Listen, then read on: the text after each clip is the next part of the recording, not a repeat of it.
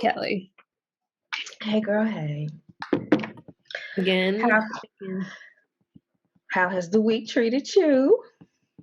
Not hectic, but whatever's just shy of hectic. And for no reason in particular, mind you, it's just things. It's just things and moving pieces and parts and the whole adulting thing of life. But I'm happy that it is Friday. I'm happy that we have made it to part 4. So tonight, to wrap everything up, we are going to be discussing, I thought it would be a good idea to kind of close it with, so tonight I wanted to talk about acceptance, but also pivoting, and with that pivot, finding joy. But one point I do want to say is, with acceptance, in my mind, when I was thinking about this, I was saying acceptance of today, but it's not saying tomorrow can't and won't be different. It's just acceptance of your current circumstances.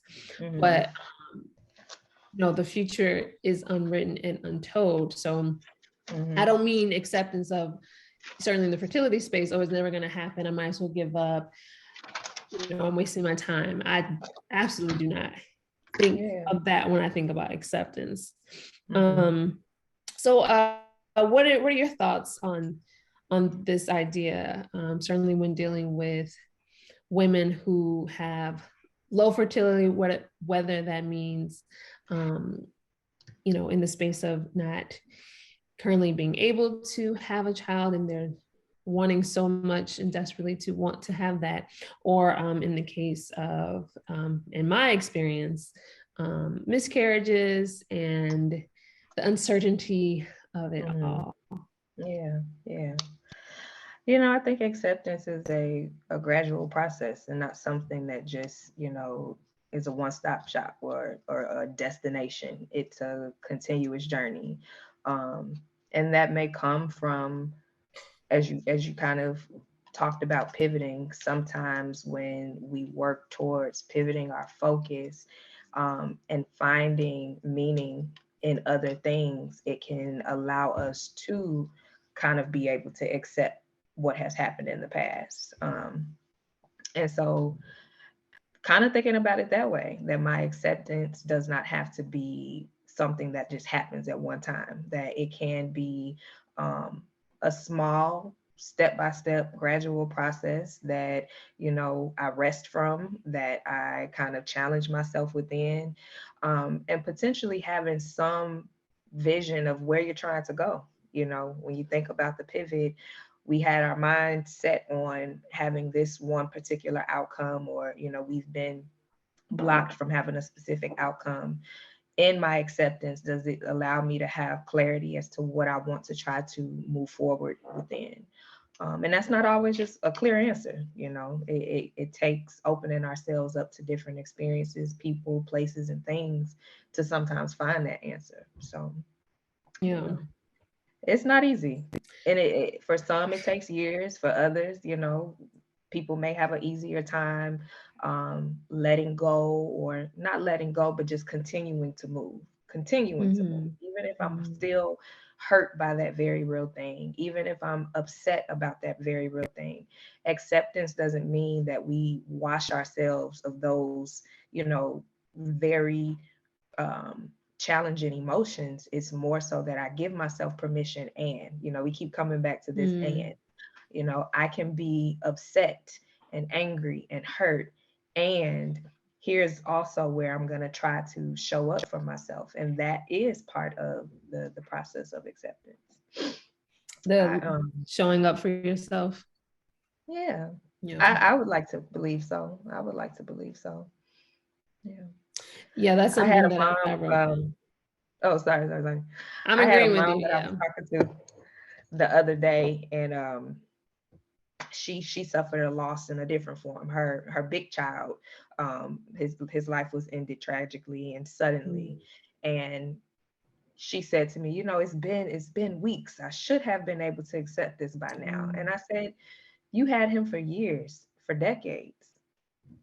And the realities, I can understand why it's hard for you to accept this new life, this new part of your world that you didn't see coming, you know, that you didn't plan for. Mm-hmm. It's hard to pivot. You think about, you know, like a job. They tell us that within 6 months to a year, that is kind of your transitional piece. I think that we have to give ourselves permission to take time to accept those things that are unfamiliar and different to us as well. Mm. For some reason, I want to look up the definition of acceptance. I don't know why. Um, um, if I could spell, I can go quicker. Let's see what. Okay, the So what I action. see is, Go ahead. mhm, you could, the action of consenting to receive or undertake something offered, the action of process of being received as adequate and suitable, typically to the admittance into a group. So kind of admitting, Mm-hmm. receiving, um, admitting and receiving, admitting and receiving. You know, those are the two words that kind of stand out to me in that space. Mm-hmm. Embracing, welcoming, right? Mm-hmm. I don't think we often think about welcoming grief more so than we try to kind of push ourselves away from it. Not just grief, just, you know, any type of unfavorable emotion or situation. We try to avoid it. I don't want no parts of that. Um, and so acceptance is, I don't have to like it. I don't have to love it.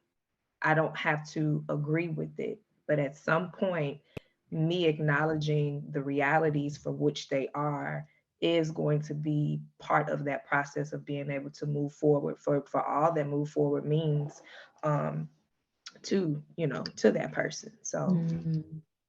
That's something that I wrote down.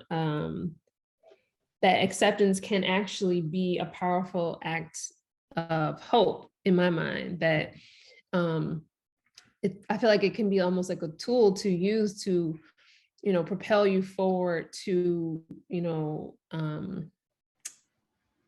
bolster your resilience and your, I would say even defiance, even though I feel like acceptance and defiance are almost opposite, but even, I accept that this is what it is today, but I refuse to believe that this is what it will be and what it has to be tomorrow.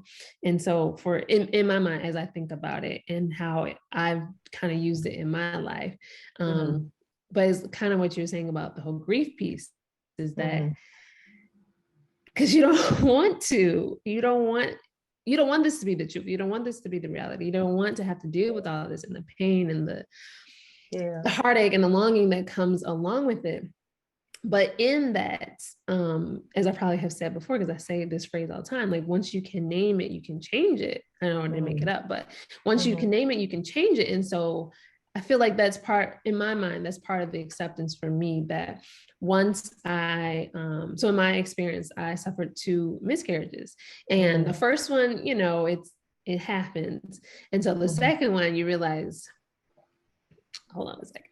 Hold on a mhm, second. What is going mhm, on? And so mhm, when I realized that, oh no, it wasn't a fluke, there is something that I need to address. When I accepted that there was something wrong with my fertility, there's something wrong with my level of health, because that's also a direction that I try to focus on, that health is fertility, fertility is health. So what is mhm, that I can do? How can I accept my present to make sure I'm doing all that I can to change my future? mhm. So that's kind of, like I said, that's just how I think Yeah, about it. yeah. What's coming up for me in that space, you know, when we talk about acceptance, I think we have to be careful not to make our acceptance conditional sometimes. Um, and what I think I mean by that is, mm, in acceptance, or sometimes we have to get to a point where we have to recognize whether what we are holding hope within is actually what's causing us to be stuck, you know, and stagnant. Um, because as we have this conversation, you know, I think in the realities, there are going to be some, you know, those who will be carrying children or who are trying to carry children that it just does not, you know, it does not come to fruition. And mm-hmm, when we talk about pivoting, in that acceptance, if that is the case, what am I pivoting to? Even if I have this hope that, miracles happen, and they do every day, do I recognize when I may have to detach myself from a dream for which I have envisioned it and allow myself to kind of birth new vision? And that can be hard, that can be really, really hard to have been so focused and dedicated and committed to figuring out all of the ways to make this thing happen. And it really is sometimes hard to realize that at some points and at some junctures in our lives, we do come to the end of the road in a specific dream. And so just kind of reimagining what that can look like. When I think about what motherhood offers me, children, family dynamics, are there other ways potentially to still create that feeling, to create that type of space in my life if it has to look different? And for some people, that's not an option. And so it's just, I think it's important that we recognize when it is something that is helpful versus something that has become self-defeating at the end of the day. Because we know it can happen. We see women often who lose their babies, and it can put them into a psychotic break where they then, step over that threshold of grief, and now it's becoming something potentially detrimental. So in that process, in that space of transition, really kind of making sure that we have adequate supports to help us in whatever that acceptance process and transition may look like. So I really think that we do have to look at it from all angles, and not just from the lens of hope, but also the lens of, here are sometimes the realities and the hard facts that, again, take time for us to be able to kind of take off those rosy colored glasses and and sit in it sometimes and make a new meaning of it. So it's hard for me because I feel like I have a radical view on fertility, which is that it is possible for every woman. The issue that most women come against is that they don't figure out how to make it happen. So it is my belief that there are barriers and blockages and things that are preventing it. And some people come to the end of the road, whether it's financially, time, emotionally, where they have to choose to stop. But I do feel my radical belief is that it could still always happen. We're not always given the space to pursue it, endlessly. So that's why even like talking about the idea of pivoting, I struggle with that because, I'm like it ain't over till it's over, till the fat lady sings. If you're until you're in menopause, you it can still be possible. And so in that space, I don't think that I stop telling people to dwell in the possibilities, but we also have to be accepting of the realities. And so some of those things that you just mentioned, right? Those barriers, finances, emotional capacity, we do have to sometimes weigh all the factors. What is it costing me to potentially bring this dream into fruition? And for some, exhausting that there is no other avenue. But I do think it's important to give space to talk about it all, so that in that journey, for all that it looks like, you don't leave any stone unturned that we potentially can, have conversation around to make sure that you're supported in whatever that looks like. If we're stretching out our finances to the last penny, how are you going to have to pivot in other spaces to make that come? If we are with a partner who is just saying, hey, I'm tapped out, how are we going to make sure that we have support if that starts to cause strain or weigh on our relationships, both intimately and extensions of us? And so there are many factors that kind of play into this whole bringing forth of life. that sometimes we are not prepared to have conversation around. And so just making sure that we're well equipped for whatever conversations that may come up, I think is going to be a vital space in this journey for anyone who are faced with these challenges. So just being able to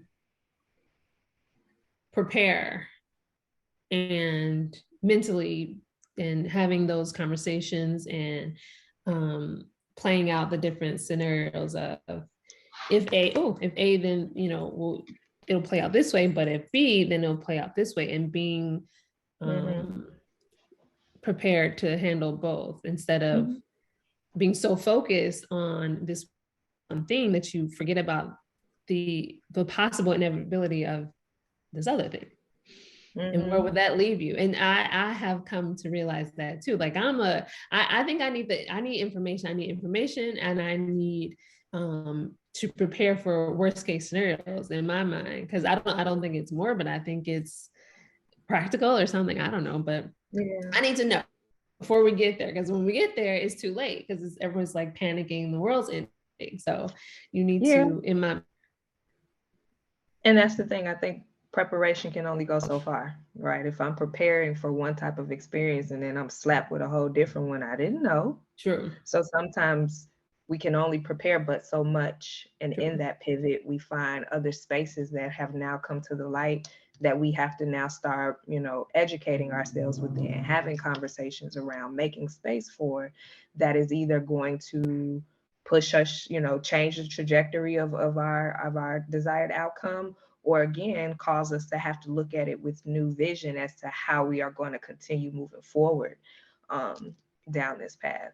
And it's hard. I think that just adds to the overall weight of the experience in general, that it's not just, one layer, it's many, it's many things that come up in this space of family planning and infertility that a lot of us are just not aware of. We're kind of ignorant to some of the things that kind of come up, and that's no fault of our own, because this space is some that is private, that we kind of keep to ourselves and don't have conversation around. So if we can start opening that door and allowing people to feel comfortable in their vulnerability and their truth, not necessarily taking it for this person is speaking for the group, but when I have access to that type of information, maybe it empowers me to then move forward to have those type of conversations for myself. Yeah. I keep thinking about what we said last week and the week before about expectations and how we have these predefined notions, and we have this, like last week we were talking about, some of us make our life plan and write it down, and then so in that the pivot definitely comes when by age 30 whatever, maybe we weren't married, or we were, who knows, by age the next age on our bucket list, 30, another 30 whatever, babies or no babies, or a certain number of babies. I wanted 3. I'm 38. Will I have time for 3? I don't know. So those type of pivots in that, to understand that our expectations sometimes need to be adjusted as the land kind of shifts, and you realize that what you thought isn't really the way that it is. And I think in that space, we have to learn to detach ourselves from this concept of failure, because oftentimes when things don't happen the way we've been told or the way we've dreamed of it, we kind of attach that we failed at something. And so I like to offer up, it's not failure if you tried. You tried, and we have to start giving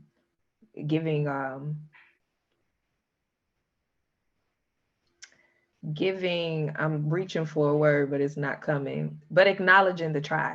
We have to acknowledge the try. When I tried, maybe it gave me information that I didn't know before, and now that makes me more prepared to start again. You know, in the try, maybe I recognize that, oh, this is not actually what I thought it was going to be, and I don't want this, or I actually do have other dreams for myself. So if we can kind of learn to be compassionate with ourselves and gentle with ourselves when effort doesn't produce the desired outcome as expected, can I still at least give myself acknowledgement of the effort at the end of the day?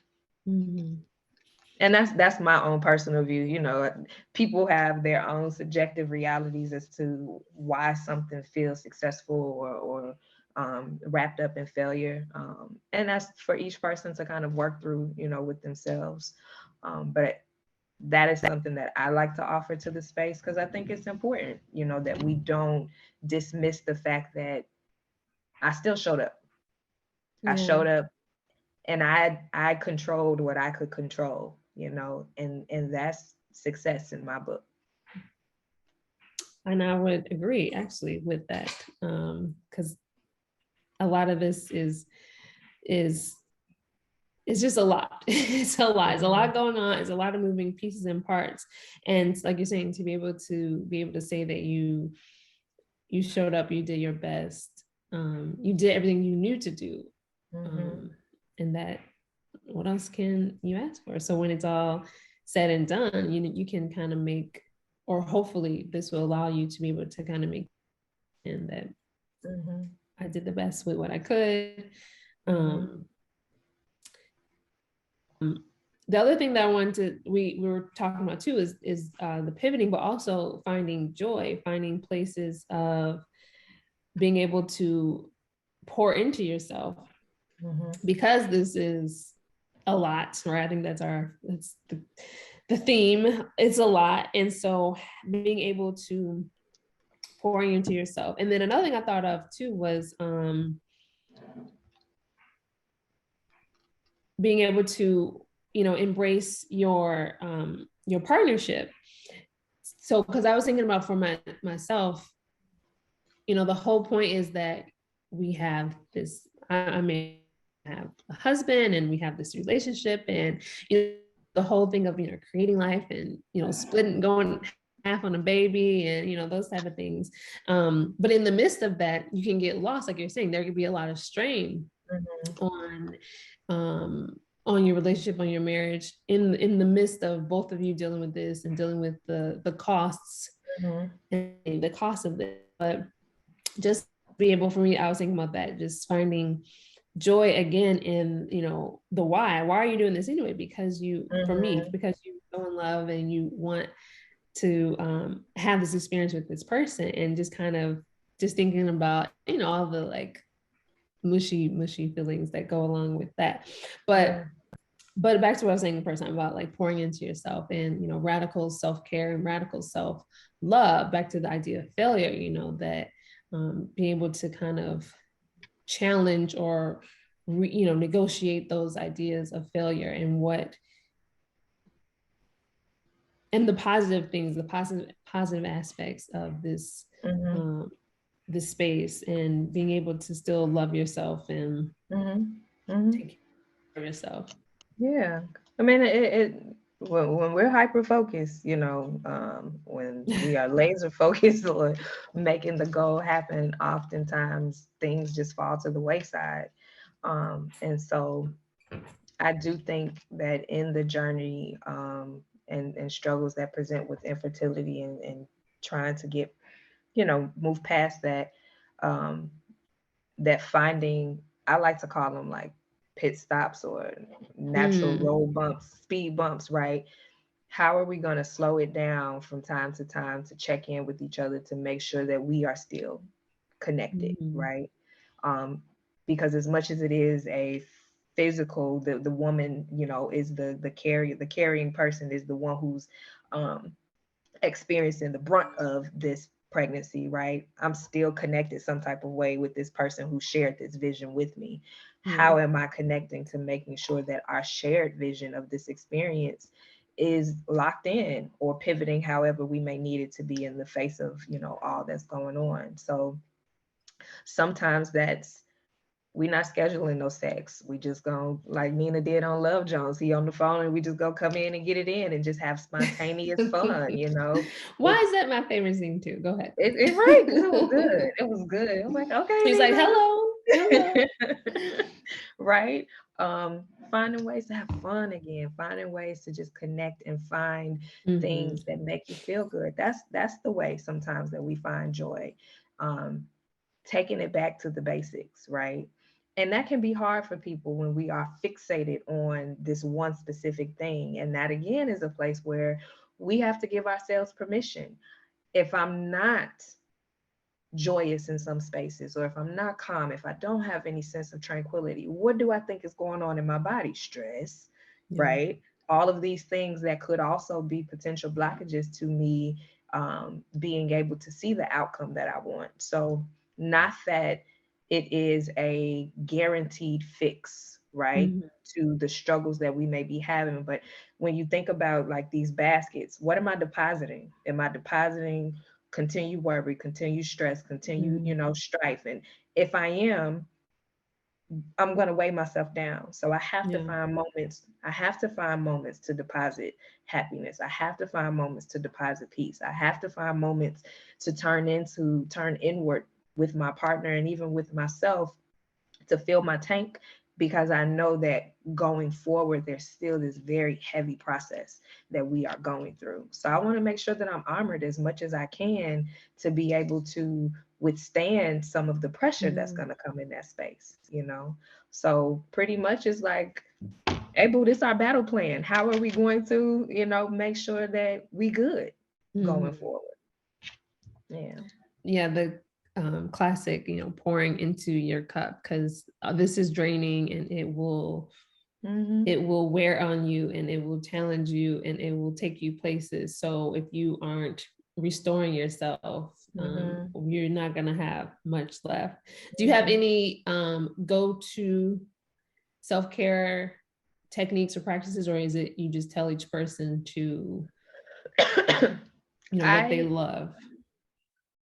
Sometimes people don't know what they love. So I will definitely love. Let's take it down from love. Sometimes people don't know what they like, right? And so that's where I will offer, but I also recognize that what works for me may not work for other people.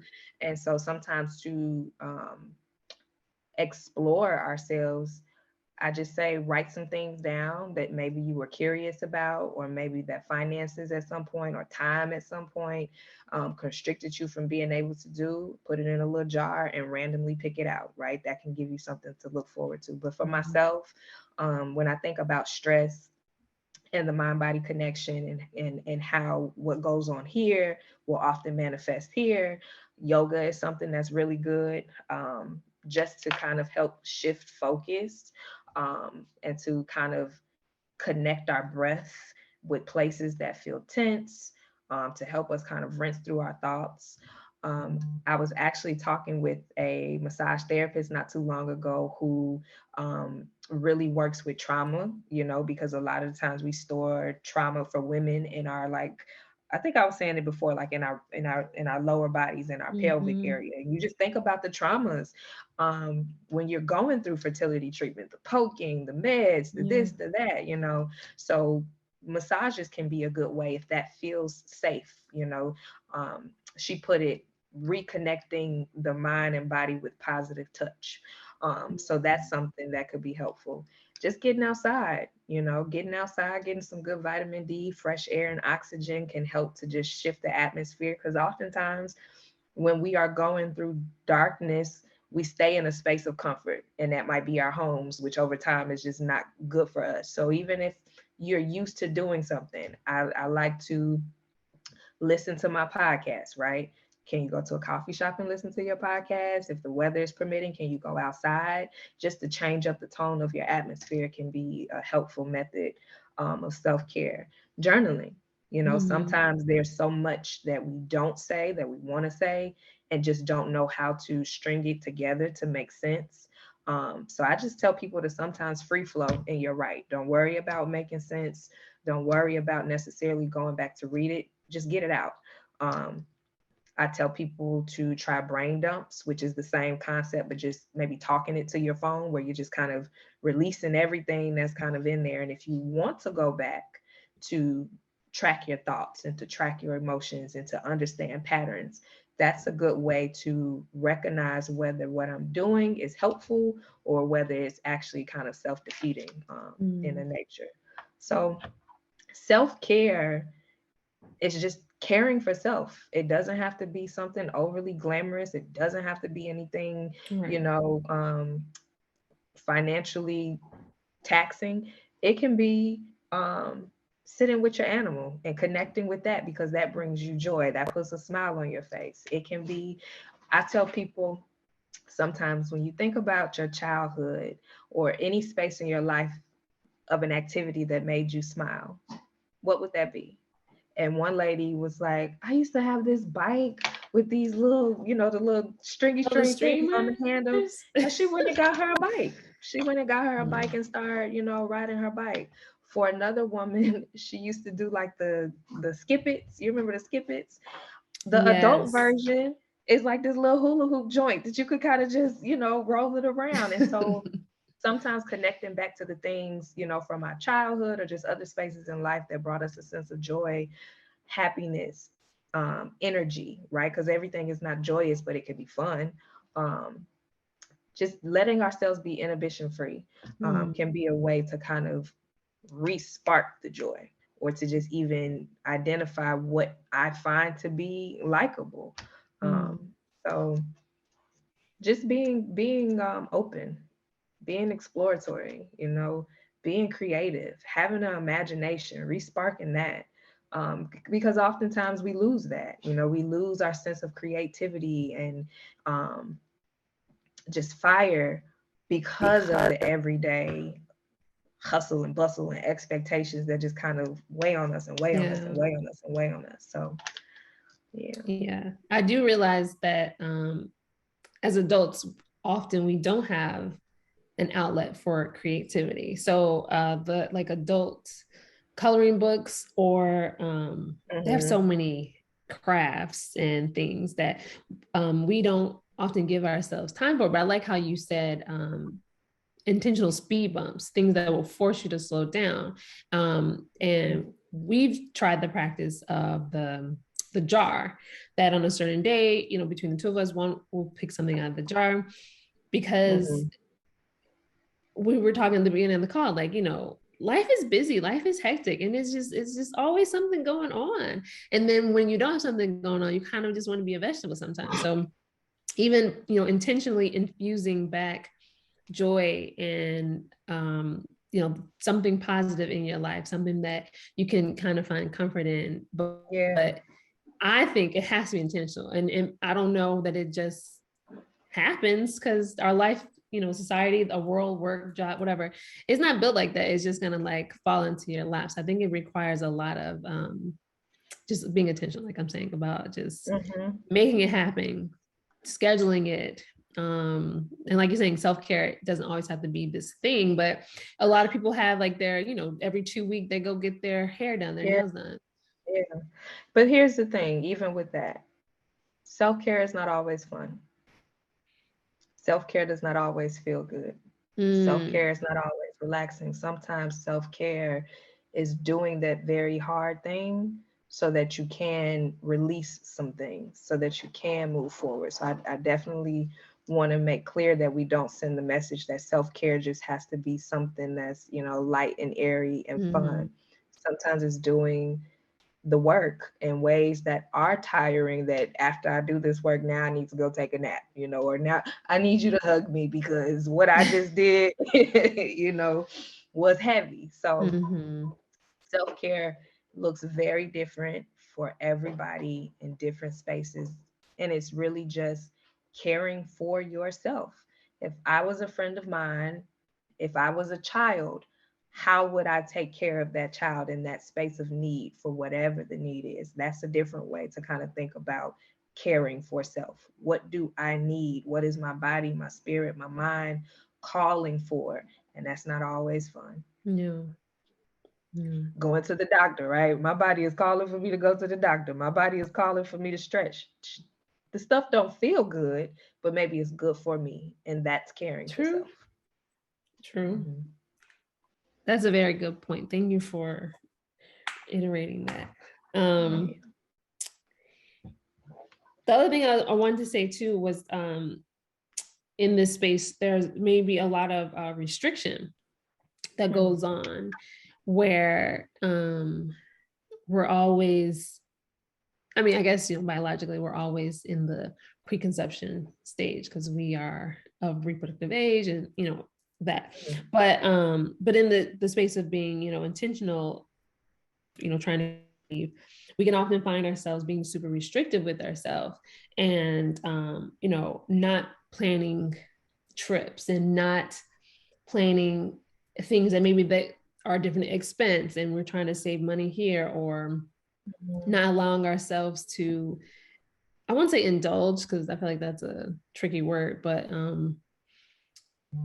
again, just a restriction piece, I guess. So maybe we can talk about that a little bit. Like how does that bottle you up when you find yourself in this really restrictive space, and how can we work to release that?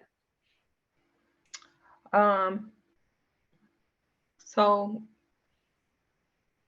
sometimes we restrict ourselves in order to, add structure, balance, boundary. And we would think that maybe it serves a purpose. And I think asking ourselves, like, how is that working out for me?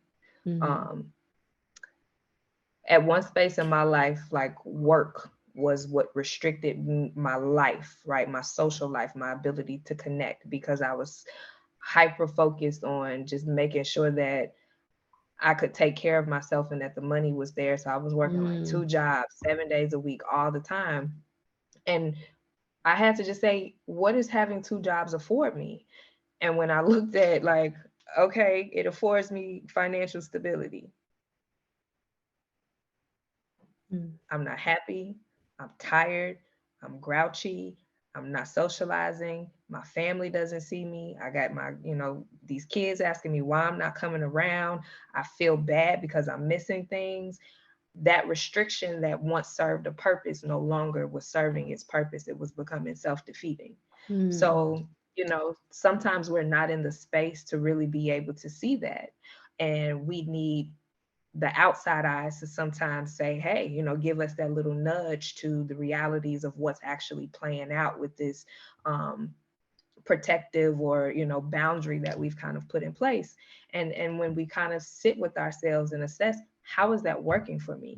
How is staying in the house working for me? How is not connecting working for me? Is it making me feel worse? I say I want better, but I'm not allowing myself to do that thing. That's part of the self-care, right? Part of taking care of myself is the audacity to say yes. Instead of To saying say no. the audacity to say yes. And sometimes saying yes can clarify that I don't really like this thing. It doesn't do anything for me. And or it may, open our awareness to the fact that doing this thing shifts me. It shifts me to a better place. It makes me feel a little bit lighter. It doesn't necessarily change the, fabric of what's happening. It's the and. I still have this very hard thing going on in my life that I'm challenged with, that I'm struggling through. And I also have a space where I can put that to the side maybe for a moment and give it its space and show up in this space, So it's kind of a practice of learning to put things where they belong in the moment and allowing myself to be, engaging in other things. This too serves me. Rest serves me, being by myself serves me, and this too, So it's a practice, because a lot of us just, when we retreat and when we go within and we restrict ourselves, it may feel like protection, and that's not wrong. It's not wrong at all. But we have to ask ourselves at some point, how is that working for me? Do I feel like in this space of protection that I'm actually losing more life? I'm losing zest, I'm losing hope, I'm losing optimism, I'm losing, all of these things that I felt like retreating within was going to, revive within me. Yeah. And I often think about, and I, encourage and support anybody who needs to take a break, because, anything that we do needs to be sustainable. And like you're saying, sometimes we actually may be, if you're losing steam, it may be good to take a break, because you may need to reassess or revisit, or again, the whole pouring into yourself part, and the self-care part of doing some of the work of, figuring out what you need. And it doesn't mean that you're giving up. It doesn't mean that you're changing your mind. It just sometimes, think about anything. You can't do anything without a break. Muscle fatigue, mental fatigue, all the fatigues. Okay. You definitely need to be able to give yourself grace and space in that, and be able to pause. And again, maybe that would be a good time to pivot, pause, and reassess and challenge, or even just redefine, what it is that you're doing, what your expectations are. And then with that renewed sense, kind of, I would say, move forward. And kind of like you were saying too, before, about, the whole baby making part anyway.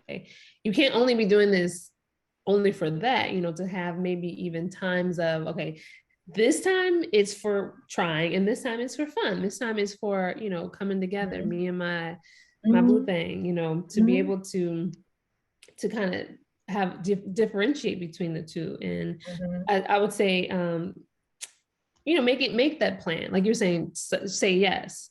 I would say, make that plan, that thing that you feel like you can't do, go on the vacation, or even, if the thing that you've been hoping for and you're pregnant by then, maybe then you can cancel it, and there'll be a great reason to have to cancel. But the whole, like, putting your life on hold thing, I think, is kind of stressful and detrimental sometimes. It is stressful and detrimental. And I think I don't want to say a pseudo sense of responsibility. In some lights, it is responsible, right, to put certain pleasures on hold. But when I deny myself of that in its full totality, a couple of things might happen. I'm gonna be miserable because I never allow myself to dwell in the pleasures, right? And I know you said you were looking for that other word. Anyway, to dwell in the pleasures.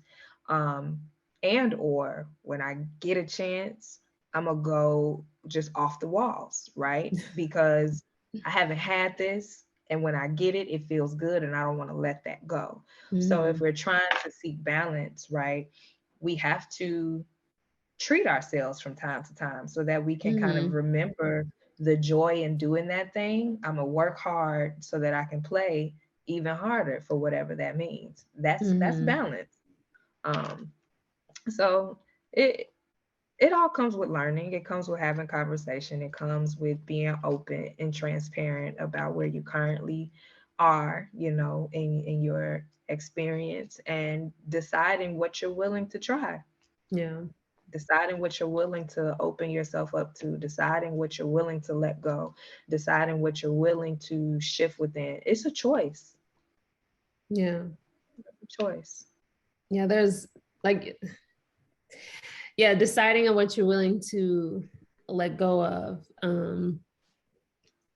I think that's pretty hard, because again, you have this vision, and it's already played out, and so sometimes feeling like, that those things are unattainable, it's hard to let go. It's hard to. It's hard, but it's not impossible. It's not impossible, just as much as things are possible.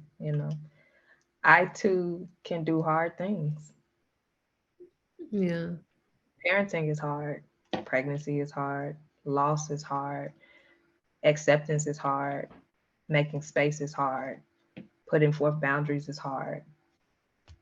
We can do hard things. And sometimes we just have to gently remind ourselves of that. I don't get to choose what the hard thing looks like, but I can affirm that I can do hard things. That's the choice. Yeah. Some days are harder than others. Mhm. And so the next time I get a tattoo, I've been wanting one, but in the middle of this fertility space is not the best time to be getting heavy metals permanently injected in you. Anyway, the tattoo is peace be still. That's like Mm. my my mantra, my affirmation, Mhm. because letting go is very hard. Acceptance is very hard. Pivoting is very hard. None of this is easy. Mhm. It's like it's always something. It's always something. It's always something that you Yeah. have to deal with and navigate and renegotiate and process, and Mhm. Mhm. it's exhausting. It's very exhausting. Mhm. But it's good to have hopefully, we are finding our therapists, we are finding our tribe, we are finding our support system to help deal with it all, because Mhm. yeah, definitely no one can do this alone.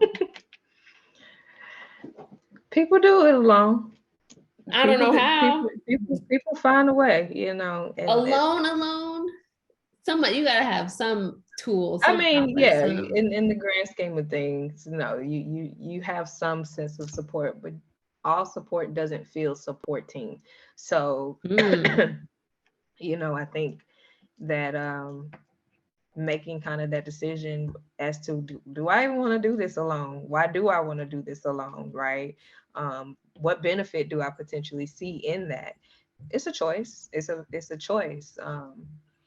Choosing to go the extra mile and hold on to that dream is hard. mm, It's hard. So sometimes it's, what about this hard thing do I feel my capacity to kind of keep going?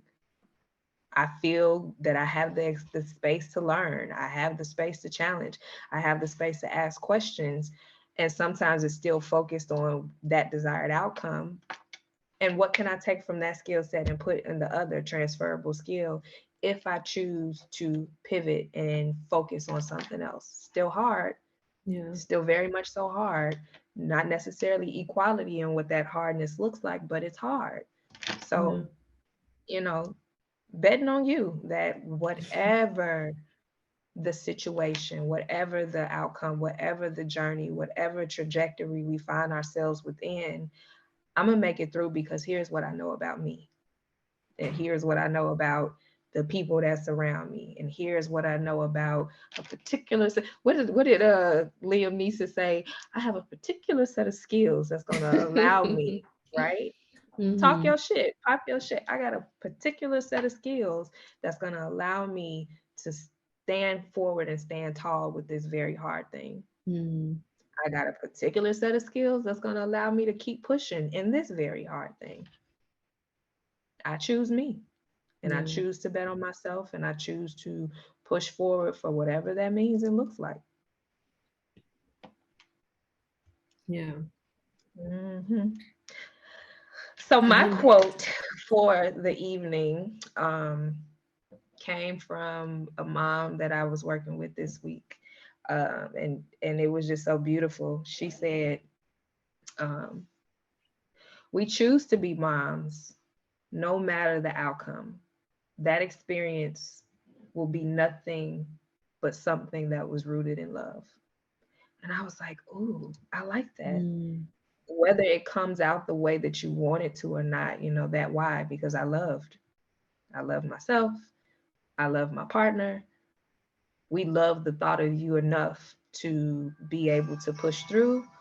And we will let that love guide us through whatever the outcome may be. yeah. Um, and she said something else. She said something to the extent of, in life, we don't get to choose how long we get to experience a person, Mm, like at mm, all. It doesn't take away the love that you have for that person, whether mm, they are with us for 5 seconds or whether they are with us for 80 years. Love mm, is love. And if we kind of try to focus on that everything that I've done has been birthed out of love, yeah. that's something that you get to keep and cherish. Yeah. like we were saying the other week, that grief is love. And all of this is love. If this isn't a profound proclamation of love, from the easiest to the hardest, from the, it happens quickly to the, it takes forever to happen and you're still waiting for it to happen. Like all of it is because you are already so in love and you already love this person that you're trying to create so much. And which is why all of it is, like just so bittersweet and just so, it's just all kind of just right there. The whole and thing, like the duality of it all. So, as we talk about tattoos, that's gonna be mine. It's gonna be and. How sometimes people get tattoos and it's just like, what the hell does this mean? I know what it means. And I have felt it. I felt the and. I have felt the and. Yeah. I like that for me. I like it for you too. Yes. Yeah. Let me see if you don't have any questions or comments on IG. We would love to hear from you. If not, you know where to find us on the internet streets. KELLI, I think that might be the end of our time together. I loved it. I loved it. I loved it for you. I loved it for me. I loved it for anyone who was able to tune in, enjoy live or catch it on the replay. And I hope that we can continue having these conversations. I'm sure a lot has come up for myself. I know that it has. And I thank you for just thinking about me in this space for sure.